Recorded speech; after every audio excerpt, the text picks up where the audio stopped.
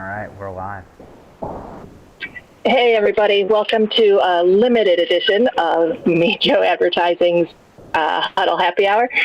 So this week we've got a creative team here, and we decided that so many times we've got clients that come to us and they want a specific thing and they have it in their head, they know what they're looking for, and they try to talk to us about it, and we give them something, and it's really not what they were looking for. So I like to think of it kind of like if you're ever telling someone about a dream you had, and in your head you can picture it exactly right. And as you're explaining it, you know that your words aren't doing it justice. So what we're going to do today is the creative team's going to talk to you about what you can do to use some right words, how you can help translate that, how you can avoid some of the pitfalls so that when you get your creative product back, it's what you wanted, what you expected, and what's going to work for you and your goals. So introing, we've got, I can't see anyone because of technical difficulties, but we've got James White. Jimmy, how you doing? We've got DJ Renab, Mike Boomstein, and I'm Steph Keogh, and let's get to the favorite part. What's everybody drinking today? Mike, what do you got? Got Masthead, IPA, just crushing it. Tall boys all day. Jimmy, got a seltzer there?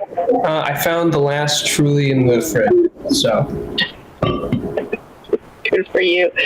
And I went back to the Modelo, good classic, sweaty on a hot day outside.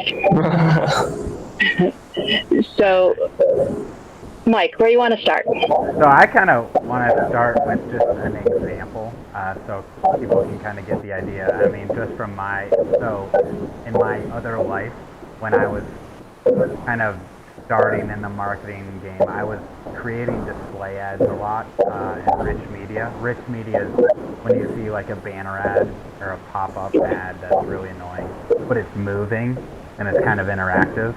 That's that. And I would be making them for partners with no background. They would just say, "Hey, we want to get on this display ad campaign, and we need ads." So nothing else. So then, I mean, as a creative, what I'm doing is I'm going, all right, great. Let's see if they've got a TV commercial. Let's see if they've got radio commercials. Let's look at their website. Anything that I can see that they're doing already to try to mimic that. So then, I mean, if I copy that, that's like probably looks fine and it looks good, but it's such a different platform than TV or radio that it's so hard to just like kind of translate to a display ad. So it would always get turned around and say, "Oh, actually that's not what we're doing for this campaign. We're doing something completely different." So then I'm like, "Oh, well, you know, if I could have had that information ahead of time, it would have been great." You know, and then they're like, "Oh yeah, and we changed our logo." And I'm like, "Well, I grabbed that off your website. Maybe you got to change it there." You know, so it kind of starts with the things that, as a creative, I was missing. I mean, first right off the bat is that logo.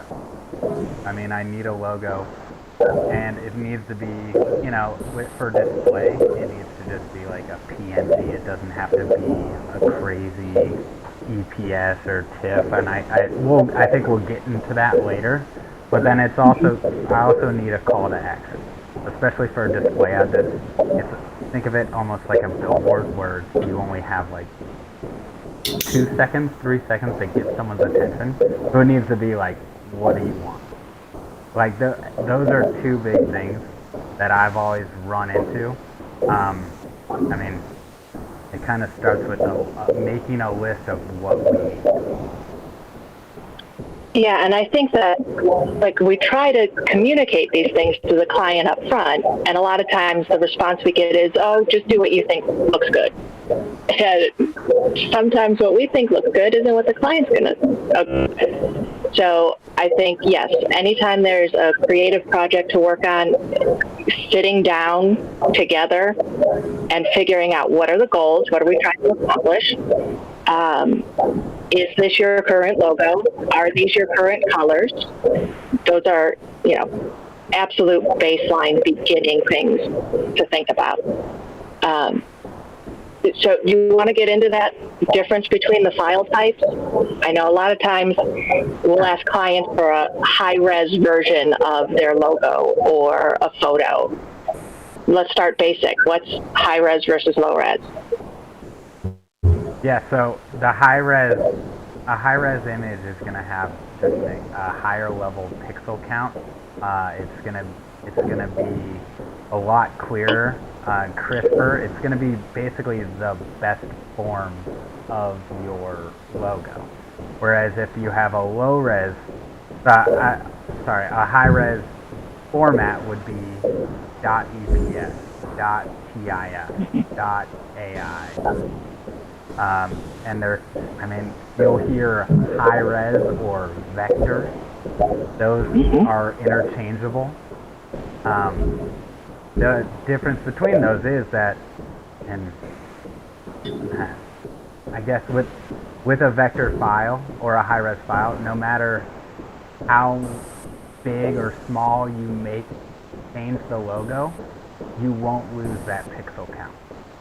Whereas with a low-res, JPEG, which is probably the most common, JPG, PNG, those are frozen in their pixel counts. So as you stretch them, they'll pixelate. And if you don't know what pixelating is, think of like Mario, like Super Mario, where he's drawn out of boxes. Each box is one pixel.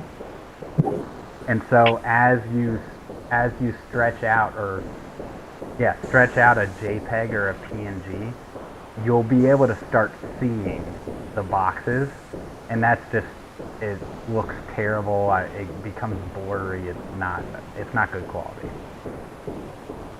Right. So you're going to want to use high-res images for anything that's large scale, so outdoor billboards, television, because it has to be able to expand to fill the biggest TV, and so you'll want a high-res for that.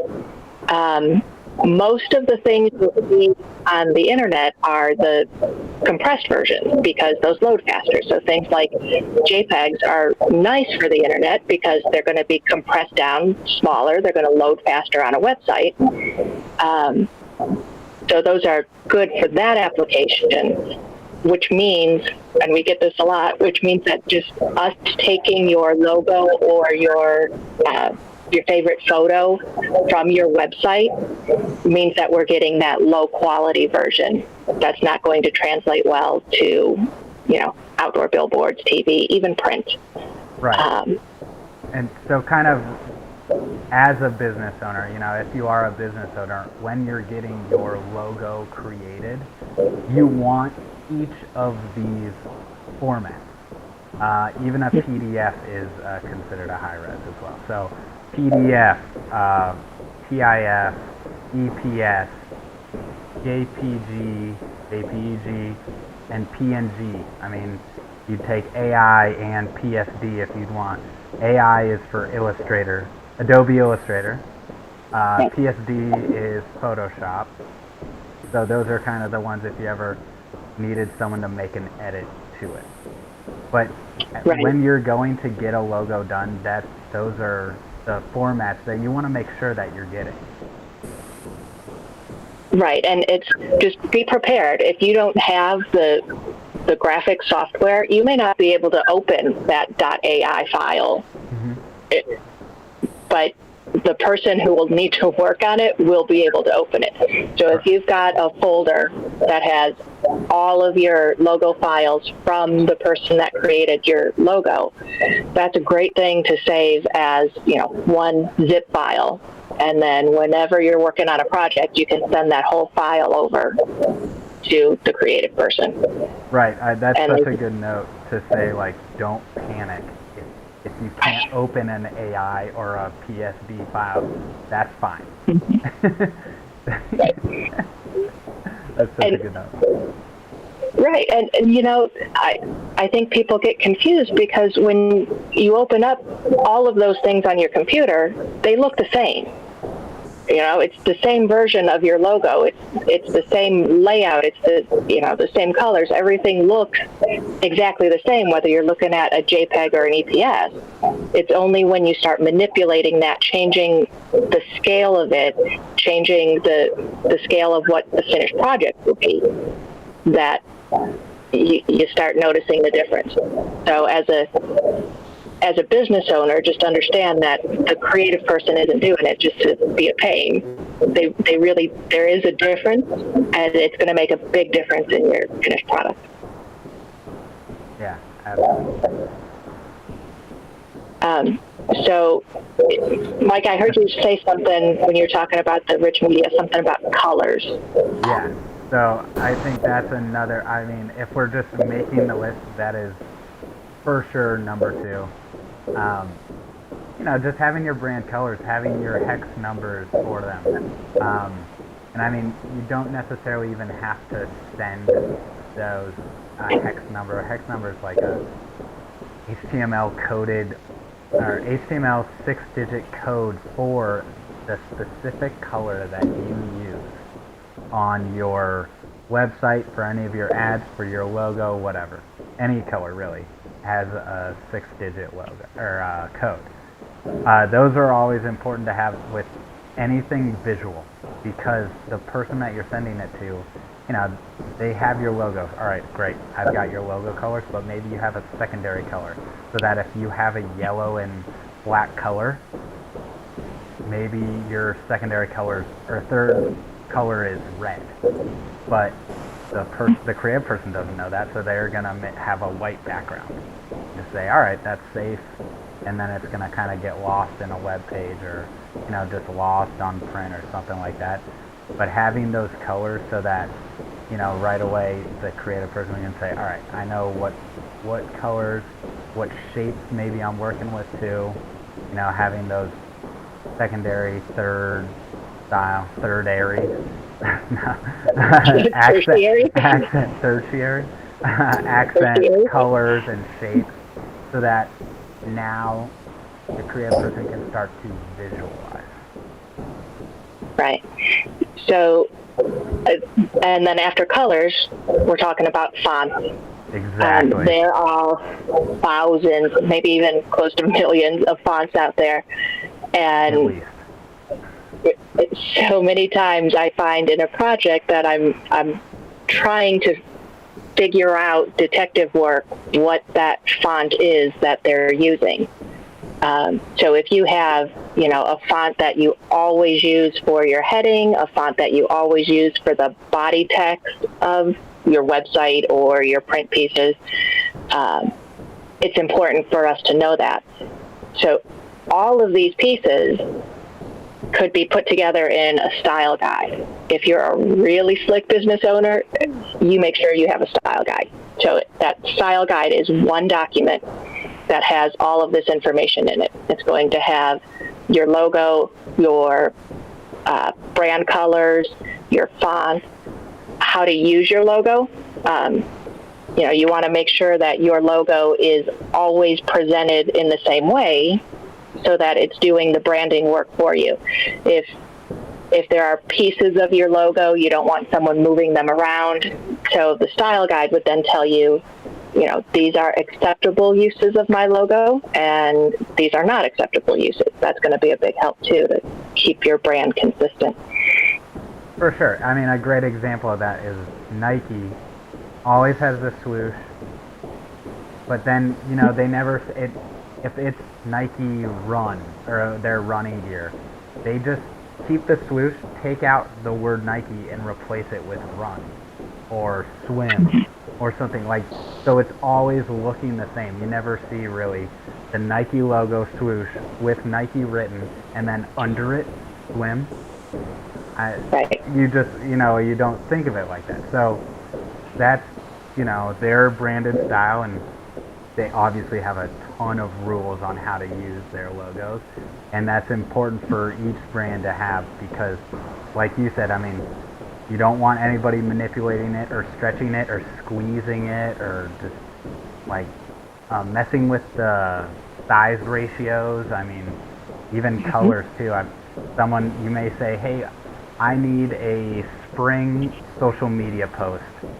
All right, cool, spring. I'm thinking Easter. All right, cool, like pink, green, yellow. I'm going to turn your logo into those colors. No. Don't do that.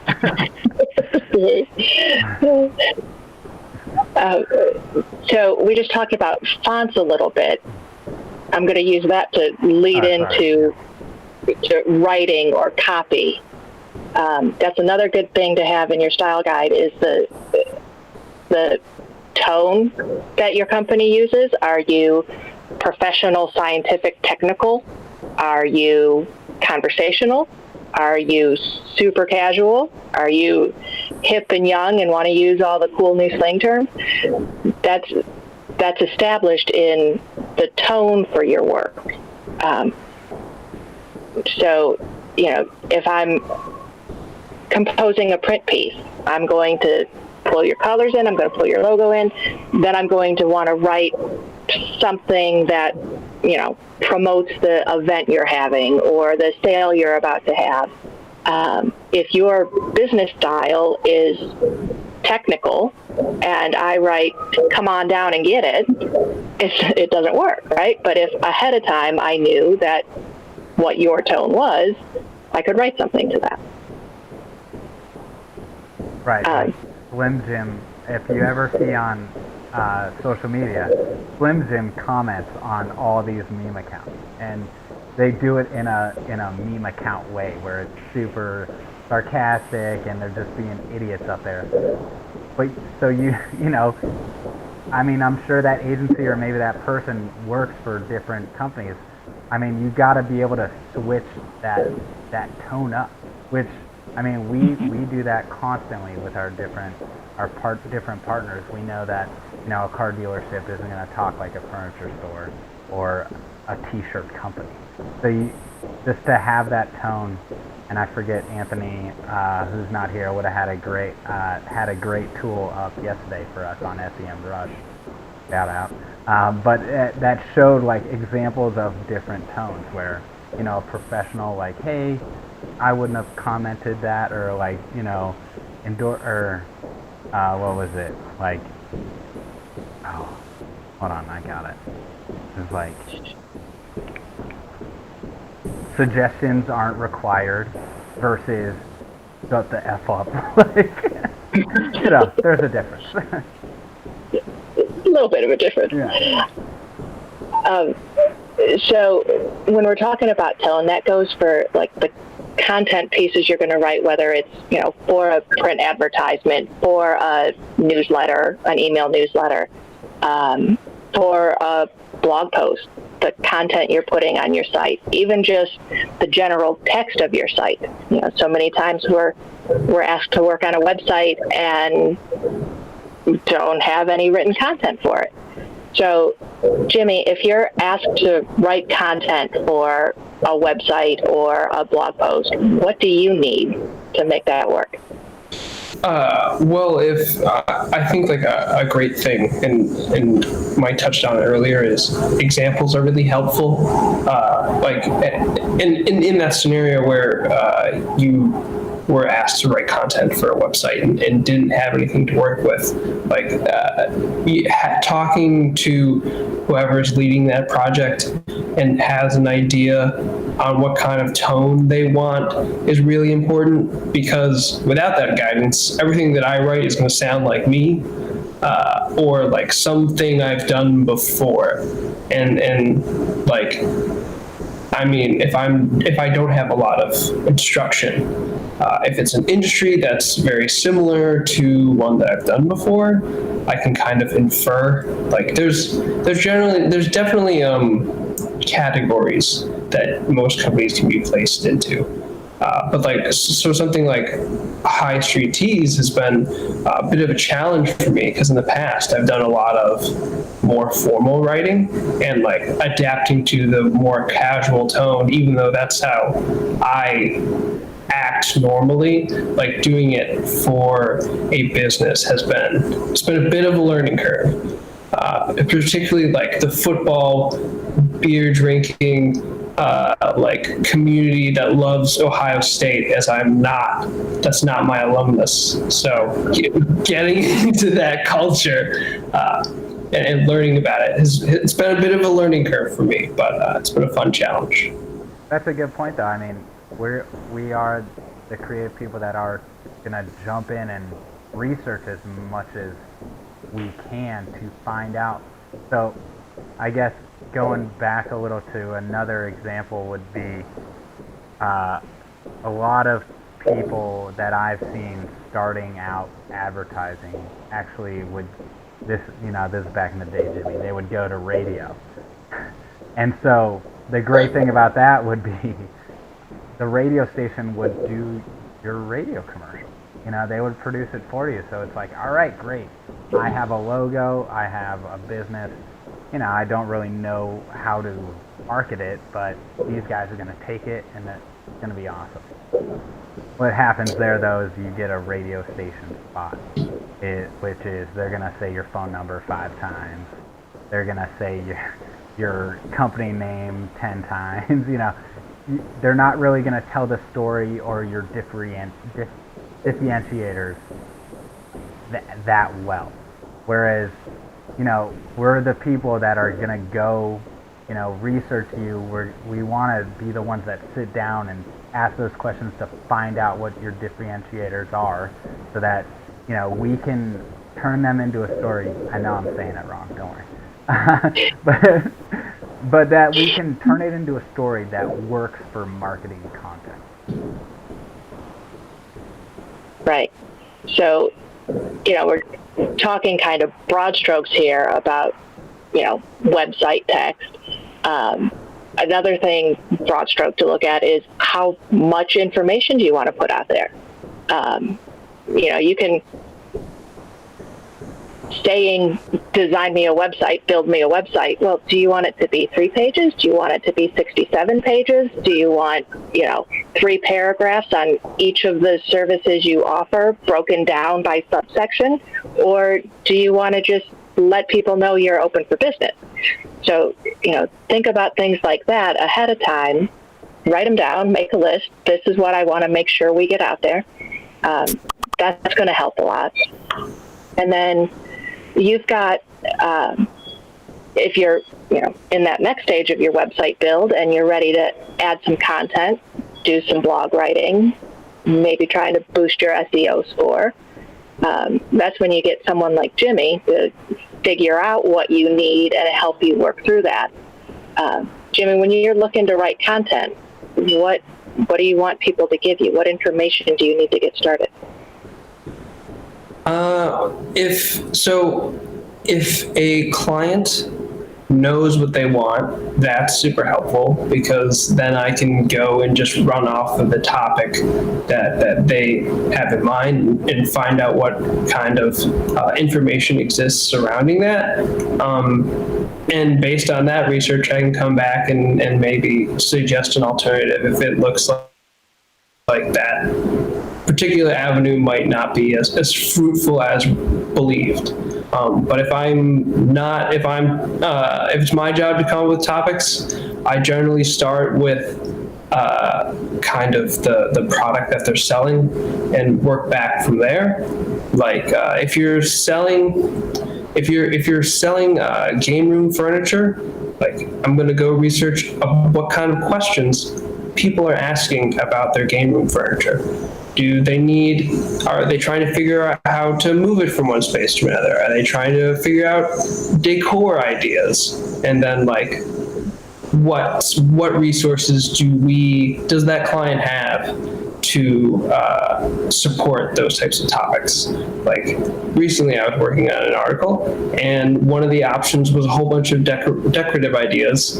And I think one of the top articles in the SERP had like over 50 images, and building content that would be better than that, and it would be difficult because like I don't think I have access to 50 plus images of game room furniture that are aesthetically pleasing, and like you could post it on Pinterest or Instagram and get a lot of traction. Plus there's also like, if you post more than 50 images, that might be too many images for people to look at. So like, that's one example of where, okay, maybe we need to take this in a different direction, because I think that building content around that type of idea would not be as fruitful, where solving a problem would be better than inspiration. I'm so glad you brought it up like that, because I think that's one of the trickiest lines to find is, how much should the creative team dictate to the business owner, this is what you should focus on, and how much should the business owner dictate to the creative team, this is what I want to focus on. You know, where is that line of, you know, who do you trust and whose opinion is going to get the best results for you? You know, if we sat and listened to you and we hear what you're saying is the best thing about you, and we're like, you know what, we've met with 5 other companies who say that's their best thing too. So what we've noticed is you're better at customer service. So why don't we focus on promoting your customer service? Mike, you got any examples, any thoughts on, you know, where to draw that line between listening to the creatives or not? I feel like as an owner of a business, you have to have a plan. So, I mean, definitely, trust us 100%. We'll discharge you. Now, but you should, if you don't have a plan, I mean, we're going to be the ones probably just talking with you to help you figure out that plan before just saying, here's what I would do. You know, I think I'm going into that trying to come up with it together, trying to come up with the answer together. I think that's what me and Joe as a whole, what we do so well, is really become part of the team of any of our partners, so that we're not just, you know what, we'll do it, we'll take care of it, we got you, and then we'll just bill you later. I think it's something where, as a creative person, you know, I want to produce something awesome that you're going to love, that's going to work too. So if I create just something I think is cool, like a sick cause, like cartoon or something that looks like Banksy maybe, I mean, that looks cool and that'll be fun, but I don't know if you're going to like it or if any of your customers are going to like it. I mean, it's so easy for me to just produce content, but for it to be good content that we all agree is going to work, we need to discuss that. Right. So I think we've all been in the situation where someone's come to us and said, hey, I need this, just go do it for me, with no other information. And that's the recipe for no one being happy, because the creative person's going to do the research, they're going to try to figure something out, they're going to put together what they think is the best plan or the best look or the best idea, and they're going to spend a lot of time doing it, and then show it to you, and you're going to change this and change that and change everything. Ultimately, it's going to slow down your end results, which then slows down the results of whatever advertising you're trying to do. So having those conversations up front means that you're going to, as a business owner, you're going to get what you need faster and better. Yeah, and that's something that's happened to me in the freelance world of it, is people get so excited, they're like, oh my god, we need a TV commercial yesterday. When can you shoot? Alright, I'm ready tomorrow. What's the deal? We don't know yet. You know, it's like, alright, we'll get back to you with that. I'd rather them come and say, hey, we're all meeting, we're going to jump on a call together.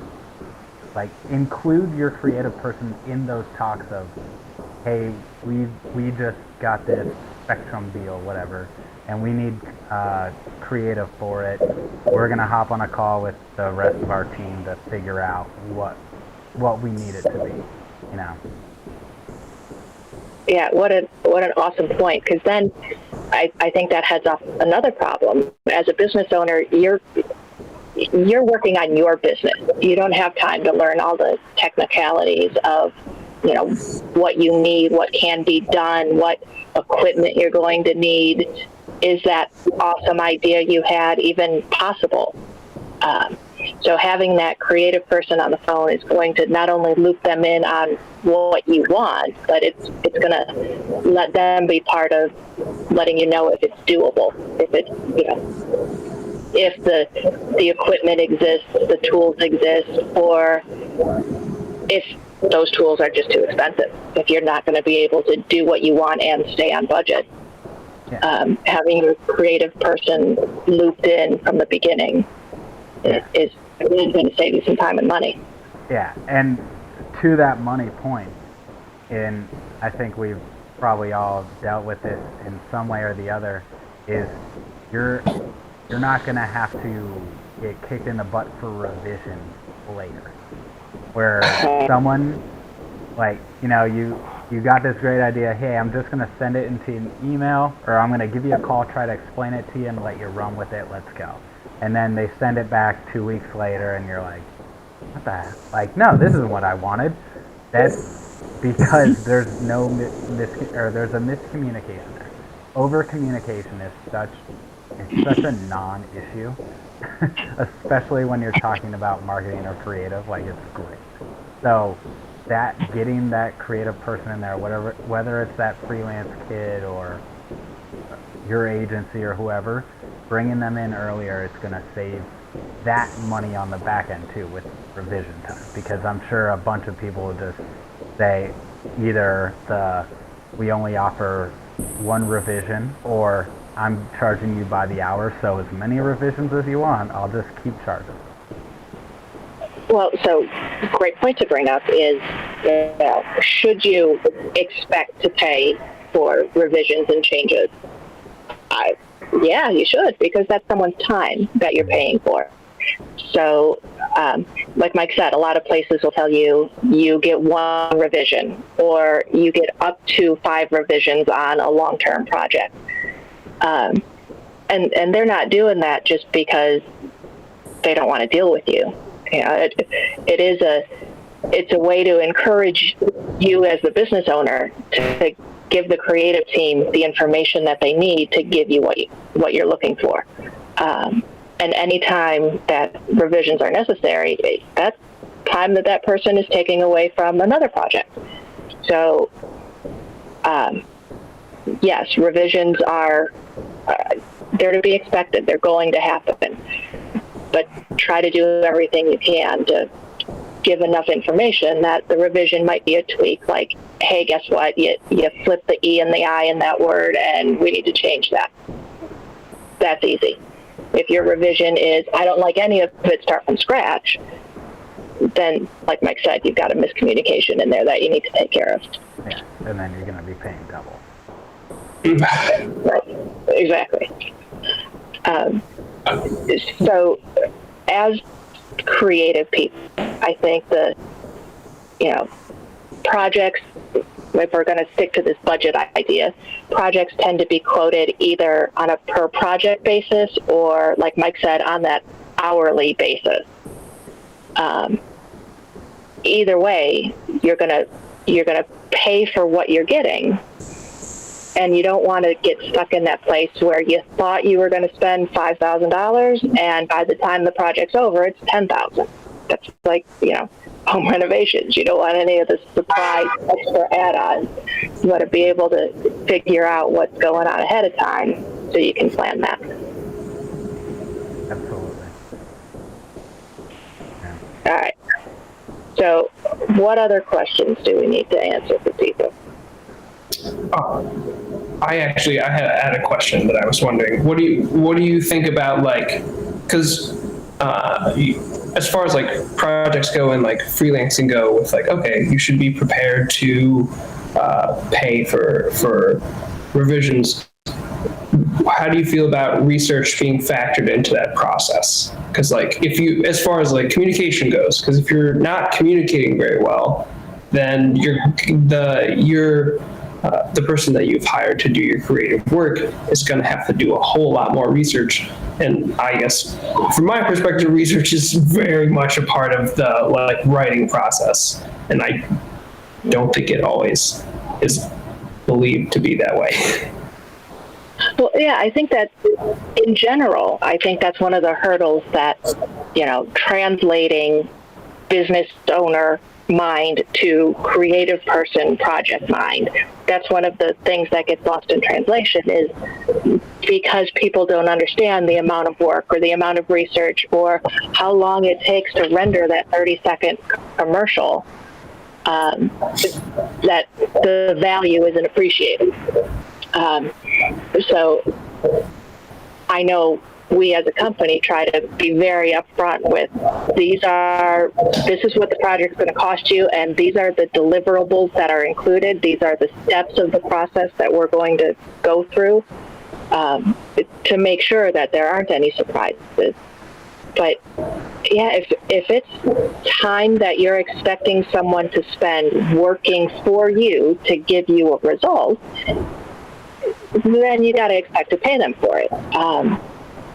So if you can help out, if you can provide information, if you can provide, pieces of what you want to be in the final product, that's ultimately going to do a better job at saving you money and getting you what you're looking for. I know, there's all of these freelance website gig sites, Fiverr or things like that, where you can go there, you can get a logo, a business card, letterhead, and a landing page, single page website for next to nothing. The problem is that they're going to use a template. It's not going to be very original. That might be a great solution for you. If you need to get something fast and you just want to get it done, that might be the way to go. If you're looking for a long-term, someone you can keep going back to, someone that's going to help you decide what will work for you, then you may want to work with, a human that you could meet or at least talk to on the phone. Because then you're going to end up building that relationship so that they can help you determine what's going to work best for your goals. Yeah, the Fiverr thing, which Fiverr is totally, like, it's cheap and it's quick, great, but don't be shocked when your logo looks exactly like someone else's or 20 other companies like yours, because they're using templates. Mm-hmm. Sure, there's, just knowing how long it takes me to put together a logo and all of the variations and the different colors, and we need a horizontal layout, we need a square layout, we need color variations for light backgrounds, dark backgrounds. All of that is after you've spent the time coming up with the idea and researching that no one else has something that looks similar to it. There's no way I could do it for the prices that Fiverr can. But I wouldn't want to. There's no way. I'd be eating cereal for dinner every night. It's just not possible. Cereal for dinner is so bad. Okay, I'll give you that one. But what Fiverr is good at is something quick. So, they have their place. The reason they're able to do it so quickly is because they have templates. They can drag and drop pieces, and they have set color schemes. And if your spec, your description that you fill out on the site is kind of similar to something else they've done, they're going to copy paste. And, no fault to them. It's a good way to make some extra money. But again, business owners, you might want to think about having someone that's going to be able to help you long term for the goals that your company has. Yeah. I guess one more question I had was more on the script level of figuring out those differentiators. And, as You said it right. I said it right. All right, I'm not going to say it again. But, as a business owner, you may think, the biggest question we always say is, why would I go to you and not, your competitors? And I think some business owners, especially starting out, they're like, I think I'm a good guy. Like, I don't know. Like, we all do the same thing. But it's like, all right, you need to find out what you're doing different. I guess, what are some questions or conversations that you'll have to help a business owner find out what is the reason that someone would go to them instead of a competitor?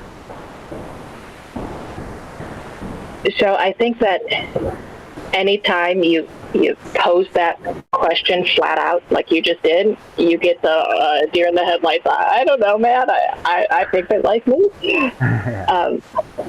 I think we need to engage business owners and get them talking about their company. I like to think about it. If you ask any parent to, tell me why you like your kid, they're going to give you very surface level things. But then you start asking them, so what did she do, when she was 5? And, just once you find a point of excitement, then that person just opens up and starts telling you about it. And it's the same thing with business owners.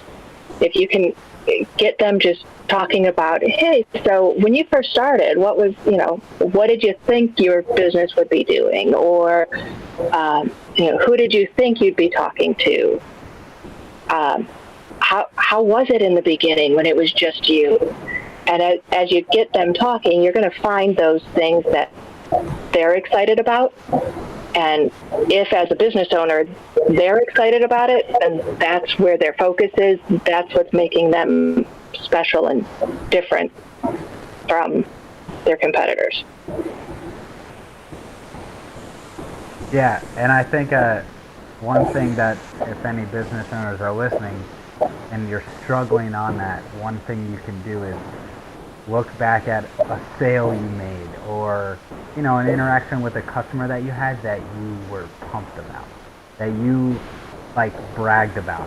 We call them in the biz success stories, but something that got you pumped, oh yeah, we did such a good job there, and I love telling people about that. Sorry, it's a happy hour huddle. Well, I think too, we talked about that on one of the previous huddles about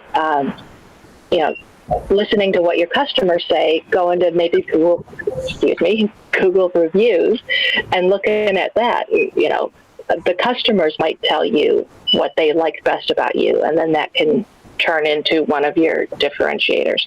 I love the idea of looking at past sales and which one of those past sales driving home, you're calling your coworker to say, oh my God, look at this awesome thing that just happened. Yeah. That's a great place to start. And I got it now. Differentiator. Got it. Way to go, man. Wait. What was the other new vocabulary word? Do you remember? Not at Third all. level? Oh, third adjacent. No. Tertiary. Tertiary. There you go. Folks. Quick, retire now, Mike. Yeah, Hurry. yeah. And I'm out. Okay, time to tap out. Actually, it kind of is time to tap out. Yeah. Are there, before we go, any other viewer questions, your questions that we didn't get to? Yeah, who's your favorite tribe player? Oh, Ever. well, mine just left. Yeah, Sunshine? Yeah, he was my favorite all time. He was And great. All time. Oh yeah. Wow. Yeah. That's sick. I mean, that's a bummer. But I'm a little worried though because one of the guys they got for him was a shortstop. So, not really sure, why the Tribe might need to draft a shortstop or trade for a shortstop. That's kind of scary. I'm not paying our boy 300 mil when he's deserved 400. But All right. Jimmy, you got a favorite Tribe player? The only Tribe player I can think of at the top of my head is the pitcher with the long hair. yeah, That's my guy. That's Clevenger. That's who they just traded. All right. they just Alright. traded him. See, I'm very up to date on all the movings and shakings in the Tribe world. Yeah, that just happened, like Monday, Tuesday, Mike? Yeah. Oh yeah, this week. Yeah. So it's funny. It's a shame to see the guy whose name I couldn't remember go. Yeah. That's all right. You're from out of town. I'm gonna cry myself to sleep all night long. So I always loved Omar Vizquel. Like I just, he's the freaking guru with the glove. That's a name I recognize. But there's someone. This is such a random one that every time I would watch him play, we would win, and he would quietly win 19 games a season. Kevin Millwood.